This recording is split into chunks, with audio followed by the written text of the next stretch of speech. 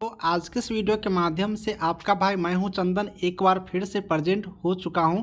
मेरे प्यारे सिस्टर, इस वीडियो को आप लोग गौर से देखिएगा कि मेरे प्यारे सिस्टर, आप लोग के मन में जो डाउट था कि बीटीएससी एएनएम 10,709 का जो आप लोग फॉर्म अप्लाई किए हो, काउंसलिंग डेट कब आएगा, काउंसलिंग कब होंगे और जो काउंसलिंग होने वाला था उस काउंसलिंग का क्या हुआ, इसकी जानकारी चाहिए। साथ ही दोस्तों, इस वीडियो में सबसे बड़ी जो बात मैं करने वाला हूं, जो आपके लिए बहुत ही ज़्यादा इम्पोर्टेंट है, ये पॉइंट है, इस कारण से फॉर्म रिजेक्ट होगा।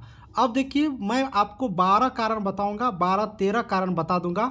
ऑफिशियल नोटिस जारी हो चुका है उसके लिए बिहार तकनीकी सेवा आयोग की तरफ से, जिसके कारण से फॉर्म आपका रिजेक्ट हो जाएगा, उन सारे कैंडिडेटों का सिलेक्शन नहीं होगा। इसलिए इस वीडियो को अब आप लोग गौर से देखिए, आपके सामने सब कुछ आपको दिखेगा, ऑफिशियल नोटिस के माध्यम से दिखेगा।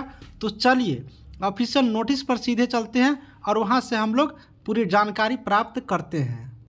मेरे प्यारे सिस्टर, रोज की तरह आज भी आपसे एक छोटी सी रिक्वेस्ट करूंगा कि आप लोग वीडियो को शुरू से अंत तक देखिएगा, क्योंकि आप लोग बीच में वीडियो को भगा भगा करके स्किप करके देखते हो तो आपको जो जानने वाला पॉइंट रहता है वो पॉइंट छूट जाता है। इसलिए वीडियो को पूरा देखिएगा, कोई भी पॉइंट भगाइएगा नहीं। उसके बाद अगर आपको चैनल अच्छा लगेगा तो इस चंदन भाई के चैनल को एक बार लाइक करके और आप लोग सब्सक्राइब जरूर कर लीजिएगा।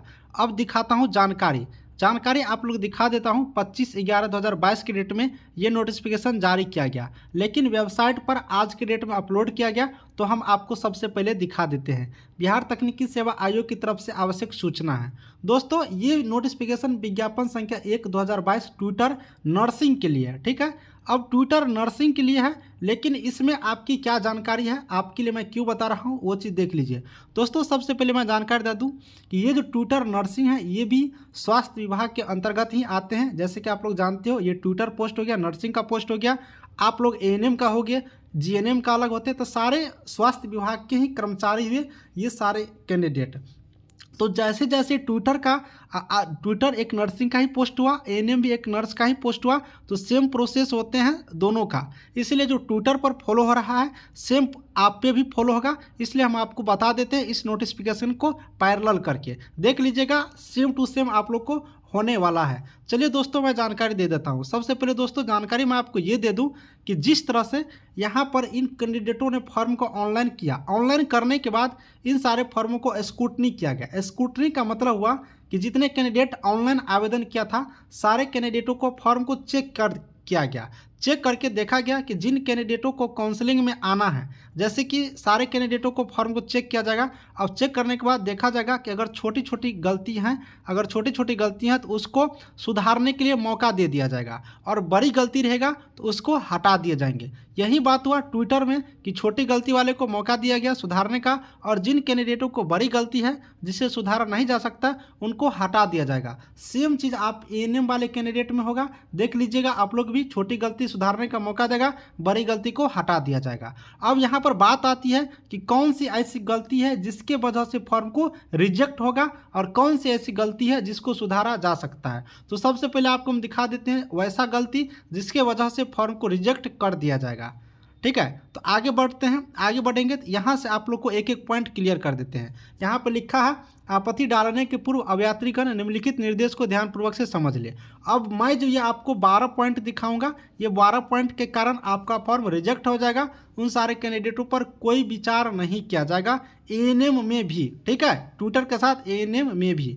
अब सबसे पहले आप लोग देख लीजिए, सबसे पहला पॉइंट है, यहाँ से गौर करके देखिएगा, अनिवार्य शैक्षणिक योग्यता का प्रमाण पत्र संलग्न नहीं रहने के कारण अयोग्य किया गया है। यानी आपने एएनएम का पोस्ट पर फॉर्म अप्लाई किए हो और एएनएम का अगर आपने डिग्री नहीं लगाया होगा, एएनएम का सर्टिफिकेट आपने नहीं लगाया होगा, तो आपके फॉर्म को रिजेक्ट कर दिया जाएगा, आपको कैंसिल कर दिए जाएंगे। नंबर 1 पॉइंट आपने समझ लिया। नंबर 2 पॉइंट, अनिवार्य शैक्षणिक योग्यता का निबंधन प्रमाण पत्र बिहार परिचारिका निबंधन परिषद से निबंधित नहीं होने के कारण अयोग्य किया गया। अब दोस्तों, जैसे कि आपने एएनएम का कोर्स कंप्लीट कर लिया है, अब ये एएनएम का कोर्स तो कंप्लीट कर लिया, अब इसका रजिस्ट्रेशन अगर आपको बीएनआरसी में नहीं होगा, बीएनआरसी ट्विटर वाले को भी बीएनआरसी में होता है, हमने आपको बता दिया, सेम चीज़ है, वो भी नर्सिंग है, ये भी नर्स का है। तो उन लोगों को भी निबंधन बिहार परिचारिका निबंधन में कह रहा है, यानी बीएनआरसी में। सेम एएनएम वाले का भी बीएनआरसी में अगर आपका रजिस्ट्रेशन है तो आप सेफ हैं, आपको किसी प्रकार की दिक्कतें नहीं होंगे। और जिन कैंडिडेटों को बीएनआरसी में रजिस्ट्रेशन नहीं है उन सारे कैंडिडेटों को फॉर्म को रिजेक्ट कर देगा, उनको काउंसलिंग में नहीं बुलाए जाएंगे। ये बात आप लोग समझ लीजिए। अब यहाँ पर प्रश्न आती है दूसरे राज्य का। अब जो कैंडिडेट दूसरे राज्य के हैं उस सारे कैंडिडेट को मैं बता देता हूँ। अगर आप बीएनआरसी में ट्रांसफ़र किए होंगे तो सही हो, अगर आपने बीएनआरसी में ट्रांसफ़र नहीं किए होंगे तो आपको यहाँ पर काउंसलिंग में आने से कोई फ़ायदा नहीं होगा। काउंसलिंग कराने के बाद भी आपके मेरिट लिस्ट में नाम नहीं जोड़े जाएंगे, इस बात को आप लोग समझ लीजिए। अब दोस्तों तीसरा पॉइंट आप यहाँ पे देख लीजिए। उच्चतर योग्यता का प्रमाण पत्र नहीं रहने के कारण उच्चतर योग्यता का अंक नहीं दिया गया। अब यहाँ पर ये पॉइंट कह रहा है उच्चतर योग्यता, जैसे कि आपका न्यूनतम योग्यता एएनएम हो गया, एएनएम तो फॉर्म है एएनएम बेसिक पर। अब जिन कैंडिडेटों को जीएनएम का यहाँ पर बात कर लेते हैं, जीएनएम उच्चतर योग्यता हो गया आप लोगों के लिए। अब जो जीएनएम का यहाँ पर डिटेल्स डाला है और इसका प्रमाण पत्र अगर उसने नहीं दिया होगा तो उस कैंडिडेटों को जीएनएम का मार्क वहाँ पर नहीं जोड़ा जाएगा। यानी जीएनएम अगर आपने लगाया है तो जीएनएम की पूरी मार्क सही डॉक्यूमेंट अपलोड किए हो तब तो ठीक है, नहीं तो इसका मार्क नहीं जोड़ा जाएगा, सिर्फ एएनएम का मार्क जोड़ दिया जाएगा। ठीक है, इस स्थिति में फॉर्म रिजेक्ट नहीं होगा, सिर्फ एएनएम के मार्क पर आपका मेरिट लिस्ट बनेंगे। अब तीसरा पॉइंट यहाँ पर देख लीजिए। इन लोगों में उच्चतर योग्यता एमएससी नर्सिंग था, ठीक है, आपने देख लिया, और आप लोगों में उच्चतम जीएनएम होगा। ठीक है, हम आपको बता दिए।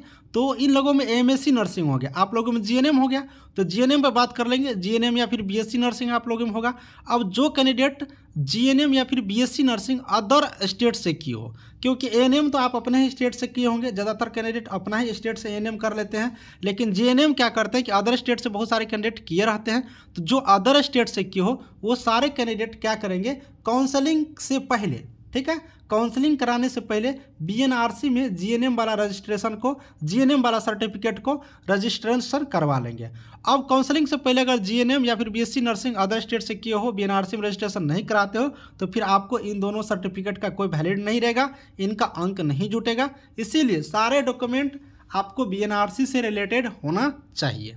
ठीक है, अब आगे देख लीजिए दोस्तों, यहाँ पर बहुत इंपॉर्टेंट जानकारी है संविदा कर्मी के लिए। संविदा कर्मी जैसे कि इसमें ट्विटर के पद पर बात है, उसी तरह से अगर आप संविदा पर एएनएम में सिर्फ सरकारी हॉस्पिटल में काम करते हो तो गौर से सुनिएगा, बिहार स्वास्थ्य विभाग का जितना भी सरकारी हॉस्पिटल है उसमें अगर आप संविदा पर कार्य कर रहे हैं तो आपको छूट मिलेगा, तो आपको पॉइंट मिलेगा, आपको नौकरी होने में सुविधा मिलेगी।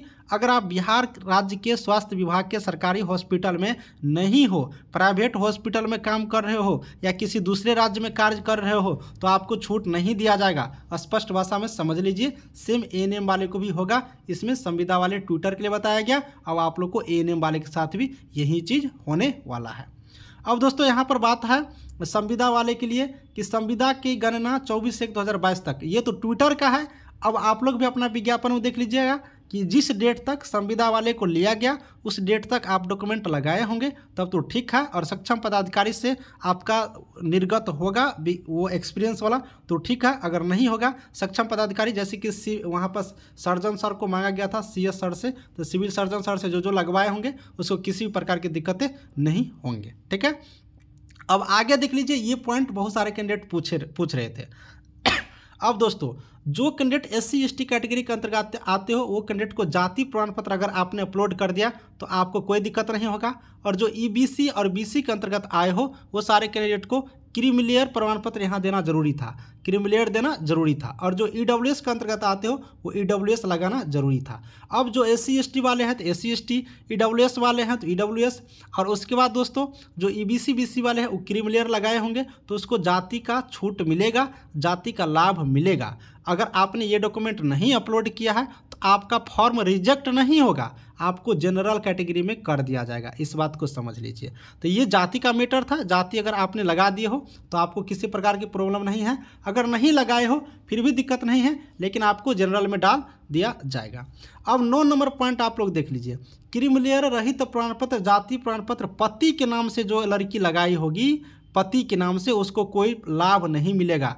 सिर्फ ये जो प्रमाण पत्र है सिर्फ पिता के नाम से होना चाहिए, पिता के नाम से, ठीक है। जो पति के नाम से लगाई होगी उसको लाभ नहीं दिया जाएगा, इस बात को समझ लीजिए। ये पॉइंट हो गया। जो स्वतंत्रता सेनानी के नाती नातिन पोता पोती हो वह कर सक्षम पदाधिकारी से प्रमाण पत्र संलग्न कर दिए हो तब तो लाभ मिलेगा। अगर संलग्न नहीं किए हो डॉक्यूमेंट तो आरक्षण का लाभ नहीं मिलेगा। अगर दिव्यांग हो और दिव्यांग वाला आरक्षण का सर्टिफिकेट लगाए हो तो लाभ मिल जाएगा। अगर दिव्यांग का प्रमाण पत्र नहीं संलग्न किए हो तो आपको लाभ नहीं मिलेगा। तो दोस्तों ये पूरी जानकारी आपने देख लिया जो कि एएनएम से रिलेटेड भी है। इन सारी चीज़ को आपको एएनएम से बिल्कुल रूप से मिल रहा है और आपको इसी वजह से फॉर्म को सेलेक्ट करेगा और इसी कारण से आपका रिजेक्ट भी करेगा। तो दोस्तों पूरी जानकारी आपने समझ लिया। दोस्तों जो आपको मैं बता रहा था काउंसलिंग का, वो ट्विटर का काउंसलिंग हो जाएगा आपके जगह पर और आप लोग का काउंसलिंग ट्विटर के बाद होंगे, इसलिए आप लोग को घबराना नहीं है। इनके काउंसलिंग दिसंबर लास्ट तक ले लिया जाएगा, मैक्सिमम जनवरी तक। और आप लोग को जिस तरह से फरवरी मार्च यहाँ पर बातें चल रही है तो आप लोग को काउंसलिंग उस टाइम तक हो जाने की संभावना है। ये नहीं कि मैं कह रहा हूँ तो काउंसलिंग हो ही जाएगा, जानकारी जिस अनुसार से आती है उसी अनुसार से हम आपको बताते हैं। तो दोस्तों कैसा लगा मेरा वीडियो आप भी बताइएगा कमेंट करके, और आपको किस टॉपिक पर वीडियो चाहिए बताइएगा। और दोस्तों टेलीग्राम ग्रुप से जुड़ जाइएगा, सारी जानकारी वहाँ से भी पूछ सकते हो, बताते रहते हैं। प्लीज़ एक बार सब्सक्राइब करिएगा और लाइक तो ज़रूर करिएगा मेरे प्यारे सिस्टर। वीडियो को समाप्त करते हैं। Thank you.